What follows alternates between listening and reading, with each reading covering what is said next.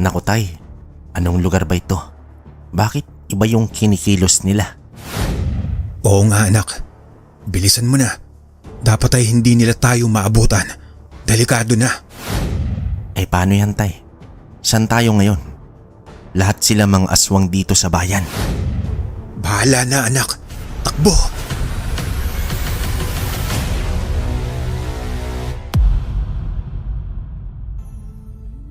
Para sa mga hindi pa nakapag-subscribe sa ating channel, pindutin lamang ang subscribe button bilang suporta sa atin. Salamat. Ang kwentong ito ay hango muli sa tunay na buhay ng mag-amang Rolando at Emilio taong 1985. Nangyari ito sa bayan ng Isla ng Kahilom na matatagpuan sa silangang bahagi ng Visayas, malapit sa mga bayan ng Eastern Samar. Dayo ang mag-amang Rolando sa isla dahil sa hirap ng kanilang buhay ay napilitan silang maglipat lugar at iyon nga ang Isla ng Kahilom. Nangupahan sila sa lugar pero ang mas napansin ni Emilio na noon ay 20 anyos ay ang kakaibang pag-uugali ng mga taga ron. Dahil kung tingnan sila ng mga yon ay akala mo isang masarap na pagkain. Dahil wala silang alam sa kung ano ang naghihintay sa kanila ay tuloy-tuloy lang ang kanilang buhay. Bago pa sila makarating sa nasabing isla ay may isang tao na nakapagsabi na sa kanilang mag-ama na wag nang tumuli doon dahil nga hindi naman iyon puntahin ng tao at may mga sabi-sabi na delikado doon, pero natawa lang silang mag-ama. Tay, bakit parang wala naman yatang tao dito?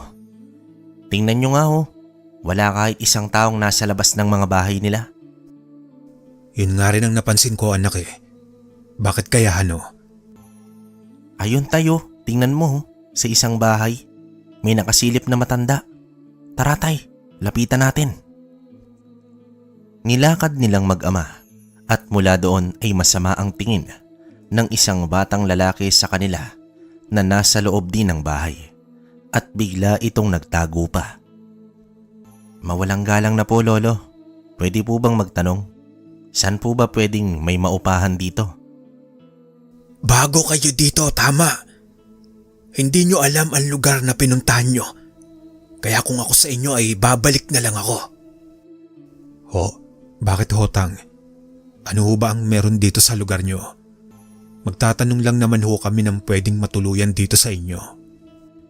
Itinuro ng matanda ang isang mataas na tila ba paupahan nang hindi na muling nagsalita. Bigla rin itong umalis sa bintana at isinarado na lang yun bigla. Nagkatinginan pa ang mag-ama dahil sa ipinakita nito sa kanila. Sa kanila tinahak ang daanan. Naabutan nila ang lalaki na nakasuot ng itim na salamin at balot na balot ang katawan. Tay, tingnan mo, ang init na nga, ganyan pa yung suot niya. Ang weird niya, di ba? Yang bibig mo Emilio anak, baka marinig ka niya. Nagtanong ang mga ito sa lalaki at sakto na may bakante pa nga daw. Nagulat pa nga si Emilio dahil naglabasan ang ilang mga tao doon. Nakapwa nakasuot din ng salamin sa mata. Nang makapasok sila sa loob ng inuupahan ay halos masuka ang mag-ama dahil sa lansa ng amoy sa loob ng lugar. Mabilis na tumakbo palabas itong si Emilio dahil sa sobrang nakakasulasok na amoy. Pagharap niya ay muntik pa siyang mapasigaw dahil sa isang lalaking nakatayo sa harapan niya. Kakaiba ang ngiti nito sa kanya kaya medyo nakaramdam ng asiwa ang binata. Kaya nang tangka ng lalapit ng lalaki kay Emilio ay mabilis na bumalik ito sa loob ng paupahan. Tay, anong klase bang amoy yun? Sobrang lansa naman. Bakit kaya ganyan ang amoy? Ewan ko ba, tulungan mo na lang ako dito anak. Kumuha ka ng tubig tsaka humanap ka ng timba. Ano kaya tay kung maganap na lang tayo ng ibang matutuluyan? Ang lansa eh. Halos tumalon sa gulat ang binata nang bigla na lang may magsalita sa likuran niya. Kaya muntik nang mabuwal ito sa pinto. Walang iba kundi ang lalaking naabutan nila kanina na nagpatuloy sa kanila dito sa isang upahan. Wala na kayong makikitang iba pang matutuluyan maliban dito. Kung alis pa kayo ay kayo na ang bahala. Malapit na rin ang dilim. Kayo rin. Bakit naman po kasi ang lansa ng amoy dito? Para kung may kung ano dito na kinatay eh. Napatingin naman ang lalaki sa binata. Kaya agad siniko ni Mang Rolando ang anak, kaya napatingin din ito sa kanyang ama. Nabasa naman ni Emilio ang ibig ipakahulugan ng ama sa tingin pa lang nito. Kaya naman umalis na doon sa tabi ng lalaki. Umalis na lang basta ito, kaya naiwan ang tatay ni Emilio na nakatayo doon. Binalingan niya ng tingin ang anak, kaya nagkibit balikat naman ito sa kanya. Sumapit ang dilim, kaya naman nagtaka pa si Mang Rolando dahil mas marami ang mga tao sa labas kaysa kanina na maaraw at mainit pa.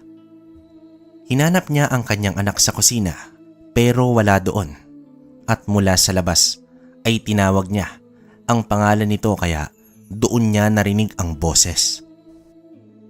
Oh, saan ka ba nang galing anak? Tsaka sino yung kasabay mo? Kasabay? Wala naman akong kasabay tay. Ako lang mag-isa dahil tumingin ako ng asin sa tindahan. Wala naman kahit saan eh. Wala? Sino yung nasa likod mo kanina? Mas mataas pa nga sa'yo eh. Tumingin naman si Emilio para tiyakin kung may kasunod siya, pero wala naman talaga. Maging si Mang Rolando ay naglakad malapit sa kinatatayuan nito, pero tama nga ang kanyang anak na wala itong kasama. Napakamot pa ito sa kanyang ulo dahil sigurado siyang meron siyang nakita sa likod ni Emilio. Nagtaka pa si Emilio dahil walang asin sa lugar kahit saang tindahan. Yun din ang sabi ng napagtanungan niya kanina bago umuwi. Maaga silang kumain ng hapunan dahil balita nila ay maaga raw nagbubukas ang pamilihan sa kabilang bayan, at doon sila bibili ng mga sariwang isda na itinitinda sa lugar. Habang namamay nga ang mag-ama dahil iisa lang ang kwarto doon, ay isang sigaw ang kanilang narinig mula sa malapit, kaya napabangon silang dalawa. Sabay tingin sa isa't isa. Bumaba naman ang papag si Emilio at balak sanang lumabas ng kwarto, pero mabilis na nahila ito ng kanyang ama. Emilio anak, huwag kang basta-basta nang lalabas. Malay mo ay mga masasamang loob yan. Silipin mo muna sa may bintana. Sige tay, pero narinig mo ba yung narinig ko? Sumilip ang binata pero wala namang tao, kaya tiningnan niya ang kanyang tatay Rolando na nakatingin din pala sa kanya. Umiling ito, kaya nagkibit balikat si Emilio. Tumingin naman ito sa orasan at 3:00 na rin ang madaling araw, kaya naman nagbihis na silang dalawa. Dala ang dalawang batya saka lumabas ng paupahan. May nakita pa sila sa gilid na tila ba nakaupo doon, kaya tinawag ito ng binata. Pero mabilis lang din na tumakbo papaalis. Nagtuloy naman sila sa paglabas ng bakod. Bago yun ay may anino pang nakita si Mang Rolando na mabilis nagkubli, kung saan kaya naglakad na sila ng mabilis. Isang sitsit ang narinig ng mag-ama mula sa isang bahay kung saan nakausap nila ang isang matanda. Lumipat naman sila sa kanagulat ng hagisan sila ng isang supot ng asin ng matanda, saka sila pinaaalis. Ano to? Asin tay? Ang hiwaga ng mga tao dito tay. Kanina, naikot ko ang mga tindahan. Wala kahit isang butil ng asin. Tapos ngayon, isang supot naman. Itago mo na lang yan anak. Parang iba na nga rin ang kutob ko dito. Kutob na ano naman tay? Huwag niyong sabihin na naniniwala kayo sa sinabi ng matanda. Hindi na nagsalita ang tatay ni Emilio nang makakita ng tricycle para sakyan ito patungo sa pamilihan. Nagkakagulo ang mga tao doon at halos mapaubos na rin ang sariwa kaya lumipat na ang mag-ama. Saka nakigulo na rin doon. Ang sabi naman ng tindera na nilapitan nila ay ngayon lang sila nakita sa lugar. Sinabi naman ni Emilio kung saan sila nakatira, kaya napahinto ito sa pagkikilo ng isda. Nagtaka pa nga ang binata dahil sa naging itsura ng babae. Ang tanong niya dito kung bakit. Ang sagot nito, ang siya nilang ikinabigla ng kanyang ama. Ang sabi ng babae ay delikado ang buhay nila sa lugar na iyon dahil pugad daw yon ng mga aswang. Kinilabutan si Emilio pero hindi rin naniwala sa huli. Ngunit si Mang Rolando ay tahimik lang na nakikinig sa ali. Ang huling saad ng tindera ay mag-iingat at magdala ng panlaban tulad ng asin at mga punyal gaya ng tabak at karet. Kaya naman nang makauwi silang mag-ama ay dumaan nga ang matanda sa bilihan ng patalim. Tig-isa silang mag-ama, saka mabuti doon ay maraming asin at bawang. Bumili rin ng isang supot ng bawang kahit pa hindi kumbinsido itong si Emilio. Pagdating nila sa lugar ay masama pa rin ang tingin ng mga tao sa kanila. Nagbibilihan naman pero kakatuwa dahil iba ang tingin ng mga ito sa kanilang mag-ama. Isang linggo na rin sila sa lugar na yon pero wala naman silang nararamdaman na kakaiba maliban na lang ng gabing nakalimutan nilang ipasok ang lagayan ng sariwa dahil may naiwan pang mga 1 kilo siguro na isda doon. Kaya nang lumabas itong si Emilio ay parang natulos siya sa kanyang kinatatayuan dahil nakita niya ang 2 babae na may kinakain sa loob ng lalagyanan niya ng isda. Tiyak niyang mga sariwang isda iyon. "Hoy, anong ginagawa niyo dyan? Alis!" Nabigla naman si Emilio nang humarap ito na puno ng dugo ang mga bibig habang hawak pa ng isa ang 1 piraso ng isda. Nasa bibig naman ng isa ang buntot na lang na halos ang natira. Susugod sana ito kay Emilio pero biglang lumabas itong si Mang Rolando at sinabuyan ito ng asin. Kaya naman sumigaw ito sa hapde. Hinila naman agad ng matanda ang anak niya para makapasok sa loob. Aswang ba yun, tay? Diyos ko naman, muntik na ako dun . Kailangan natin mag-ingat, Emilio anak. Mukhang tama ang sinasabi ng ilan tungkol dito sa lugar. Tingin nyo, tay, kung ganun, delikado nga tayo dito. Pero mag-iingat pa rin muna tayo. Lumipas pa ang ilang araw. Tila ba lumiliit ang lugar para sa mag-ama. Madalas na silang makarinig ng ingay na nagmumula sa labas ng kanilang tinutuluyan. Kaya naman naisipan ni Mang Rolando na magdikdik ng bawang at haluan ng asin. Ibinilad niya iyon kasama ng asin. Kada nagtitinda sila sa lugar ay ang tingin ng mga tao sa kanila doon ay parang masarap na pagkain. Madalas na makakita ng malalaking aso si Emilio kada gabi sa tapat ng bintana nila. Kung minsan ay mga pusa na kakaiba ang laki, baboy na itim na mapupula ang mga mata. Kaya naman natakot na silang dalawa. Isang madaling araw pa nang minsan silang nagbalak na umalis para mamili ng isda na itinitinda sa baryo.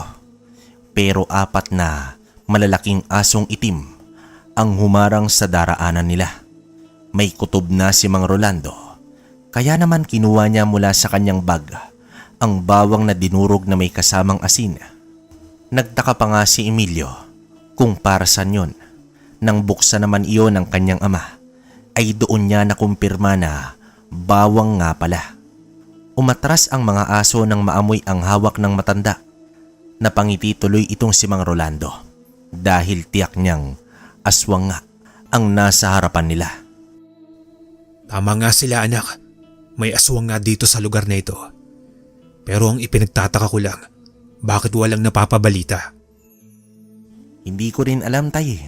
Dapat siguro balaan natin ang iba pag nagliwanag na.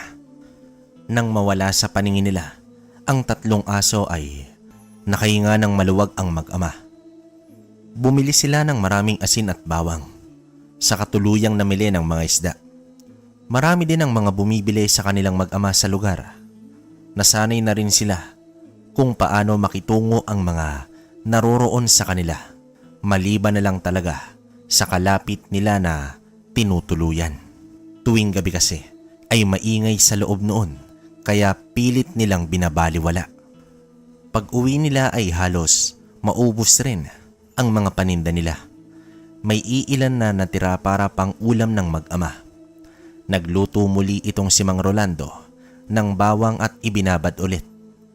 Bandang hapon ay sinabihan nila ang iilan na may aswang na gumagala pero nagtawanan lang ang mga ito. Kaya naman medyo napahiya pa ang mag-ama. Iniwan naman sila ng mga katabing upahan na merong masamang tingin. Kaya nainis pa nga itong si Emilio. Tayo na nga nagmamalasakit, tayo pang pinagtatawanan. Hayaan mo na sila anak. Basta tayo ay mag-ingat. Maya-maya pa, nakarinig ng mahinang sigaw ang mag-ama.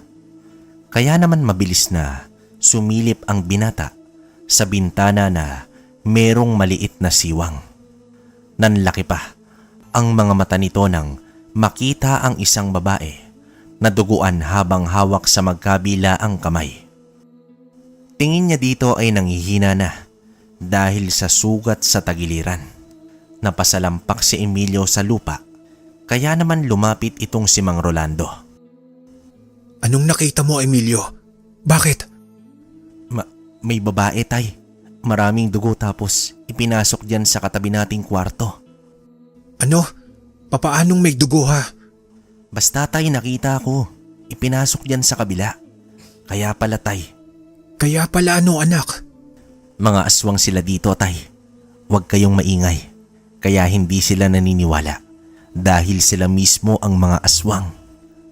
Kinilabutan si Mang Rolando sa sinabi ng anak niya. Kutob niya na rin noong una pa lang, kaya ang ginawa nito ay kinuha ang isang dakot ng bawang sa katuloy-tuloy na lumabas at kinatok ang katabing kwarto. Nagulat naman si Emilio sa tapang ng kanyang ama dahil mabilis nitong kinatok ang katabing pinto. Pinagbuksan naman ito kaya inilibot ni Emilio ang kanyang mga mata sa loob kahit na nasa labas lang sila. Ang sabi ng lalaki ay wala naman daw babae doon dahil puro sila lalaki at wala raw silang ingay na naririnig. Bumalik sila sa loob at marami pang bawang ang kinuha ni Mang Rolando. At doon ay muli nilang kinatok ang pinto at sa pagkakataong iyon ay hindi na nila hinintay pa na magsalita ito dahil isinaboy agad ni Rolando ang hawak na bawang kaya sumigaw ang lalaki. Nalapnos ang balat nito. Nanlaki pa ang mata nilang mag-ama dahil kumpirmadong mga aswang nga ang mga ito. Agad naman silang tumakbo papalayo doon, dala ang karit at tabak. Agad nilang nakita ang dalawang baboy ramo na pulang-pula na ang mata. Makapal na buhok sa ulo nito. Tumutulo ang laway ng naturang baboy ramo. Kaya naman agad hinagisan ng bawang iyon ni Rolando. Habang sa likod nila ay may 3 aso na nakatayo na. Tay, mukhang dehado tayo dito. Paano kung poke ito ng mga aswang? Wala tayong laban sa kanila. Kaya nga dapat ay bilisan natin. Kung hindi ay magiging hapunan tayo ng mga yan. Huminto sila dahil nasa kalsada ang baboy ramo. Dahil desperado si Emilio na mapatay ang baboy ramo at nakipagsabayan na siya dito. Isang malakas na hambalos ng tabak ang ginawa niya dito pero mabilis na umiwas ang baboy. Pero nasa likuran pala ni Emilio ang kanyang ama kaya sakto ang karit sa nguso nito. Wakwak ang labi ng baboy ramo kaya nakakita ng tiyempo ang binata. Binalikan niya ito at tinaga sa likod kaya hati ang katawan ng baboy ramo. Sumunod na sumugod ang asong itim. Kaya naman inilabas ni Mang Rolando ang ilang bawang na kanyang binilad. Walang humpay ang hagis niya ng mga bawang, kaya kita ang galit at nagliliyab na ang mga mata ng asong itim sa kanila. Umihip ng malakas ang hangin, kasabay din nun ang paglusob ng isa pang baboy ramo, kaya nagtig-isa ng hinarap ang mag-ama. Matagumpay nilang natakasan ang mga ito dahil nasugatan iyon sa pagmumuka. Nagkubli naman sila sa isang malaking puno. Ilang minuto ay may sitsit silang narinig. Ang matanda na kanilang nakausap noong una, silang napadpad sa lugar. Niyaya sila nito sa bahay ng matanda, kaya hindi na sila nag-alangan pa. Binigyan sila nito ng tigi-isang inumin. Lolo, hindi pa kayo isa sa kanila? Bakit nyo kami tinutulungan? Hindi, iyo. Matagal na akong naninirahan dito. Isa rin ako sa muntik na nilang patayin. Malas lang dahil ang anak ko ang napatay nila. Pero bakit ho naririto pa rin kayo? Alam nyo naman pala na aswang ang mga naririto na karamihan. Hindi na nasagot iyon ng matanda dahil malakas na kalabog ang narinig nila mula sa labas. Lalabasin sana iyon ni Emilio nang pigilan siya ng kanyang ama at umiling ito sa kanya. Iniwan muna sila ng matanda at pagbalik nito ay may hawak na itong metal na nilalagyan ng tanso. Ayon sa matanda, mga uri ng asbo at mga hari mo doon ang mga aswang na yon. Tanso ang panlaban sa mga ito, kaya ikinasa ng matandang si Gaspar ang hawak nitong baril at binuksan ang bintana. Sa pulsa tiyan ang isang bawi ramo, kaya naman nagkagulo sa labas. Nabuwal ito at wala ng buhay. Galit ang namayani sa paligid dahil sa nagawa ng matanda. Kaya naman naglakas loob ang mag-ama para labanan ang mga ito. Sa likod nila si Mang Gaspar, nakipagsabayan na silang dalawa sa mga aswang. Para walang isa man na makalapit sa kanila. Kasabay nun ay ang pag-atake rin ni Mang Gaspar sa hawak niyang metal at isa-isa nitong pinunteriya ang ilang uri ng asbo. Saboy ng bawang at hawak naman ni Emilio ang asin, kaya halos hindi makalapit ng maayos ang mga aswang. Wala na silang sinanto. Ang nais ng mag-ama ay matapos na ang bangungot na kinakaharap nila sa lugar na iyon. Nakatamo ng galos itong si Emilio sa braso dahil sa pag-atake ng isang asbo. Pero hindi yun naging hadlang. Para panghinaan ito ng lakas ng loob dahil tiyak nila na may mga tao din na naninirahan dito. Mga takot lang lumaban dahil walang may lakas loob na harapin ang mga uri ng aswang. Patuloy naman sila sa pagharap sa mga aswang na dalawang uri ang lahi. Pareho itong malakas, kaya hindi nagpapatalo ang mag-ama dahil kung makakita ng butas ang mga harimodon at asbo, ay tiyak, talo silang lahat. Sa paglakas ng ihip ng hangin ay tila mas lalong lumalakas ang kanilang mga katunggali, kaya naman walang ibig magpatalo sa laban. Kaya pa ba, tay? Parang hindi sila nauubos. Mauubos din ng mga yan. Kaya tatagan mo, anak. Mabilis naman ang naging pagkilos ng isang hari mo doon, napasugod ngayon kay Emilio. Kaya naman hindi siya nagpadala sa takot. Paglukso nito ay sinuntok niya agad ito sa tiyan. Kaya naman nagtalsikan ang laway ng hari mo doon. Maagap na nakailag ang binata dahil binalaan na sila ng matanda hinggil sa laway nito. Dinig niya ang sigaw ni Mang Rolando. Kaya pala ay nakagat ito ng isang asbo. Balak sanang sugurin ni Emilio ang isang yun, ngunit hindi pa niya napapatumba ang kanyang kalaban. Pero mas mahalaga ang buhay ng tatay ni Emilio. Kaya mabilis siyang tumakbo. Hawak ang tabak at walang pag-aalinlangan na sinaksak ito. Kaya napatay ni Emilio ang isang asbo sa galit niya. Nakipaglaban muli si Emilio laban sa mga aswang. Sinikap niyang matalo ang mga ito. Kaya naman hinarap niyang isa-isa ang mga ito at at ubos lakas na kinalaban. Sunod-sunod na pagsugod ang ginawa niya, sabay saboy muli ng bawang na may asin. Sa mga ito kaya kinuha niya ang pagkakataon para masugatan at mapatay niya ang mga ito. Ilang minuto ay umingay ulit ang putok ng baril, kaya mas nagkaroon ng pag-asa ang mag-ama. Nagtulungan sila kahit pa may sugat ang tatay niya sa braso. Nakipagsabayan sila kahit na mas malakas ang mga ito. Hanggang sa isa na lang ang natira at sa panghuli ay sinaksak ito ni Emilio sa dibdib habang lumabas itong si Mang Gaspar para ubusin ang tinggas sa ulo ng huling baboy ramo na Harimudon. Nang lumalim ang gabi ay tuluyan din nilang natalo ang mga aswang sa lugar.